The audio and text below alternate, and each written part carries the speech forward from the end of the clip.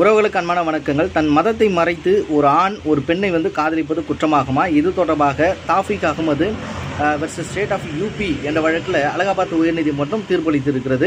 இந்த வழக்கில் ஒரு முஸ்லீமான தன் மதத்தை மறைத்து ஒரு இந்து பெண்ணை காதல் செய்கிறார்.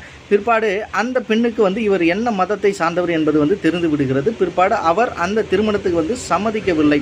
பிற்பாடு அந்த முஸ்லீமான இந்த பெண்ணை தன்னுடைய மதத்துக்கு மாறும்படி திருமணம் செய்து கொள்ளும்படி கட்டாயப்படுத்துகிறார். பிற்பாடு பாலியல் ரீதியான ஒரு துன்புறுத்தலையும் செய்கிறார். இதன் அடிப்படையில் அந்த பெண் அந்த ஆண் மீது ஒரு வழக்கை தொடுக்கிறார். எஃப்ஐஆரும் போடப்படுகிறது.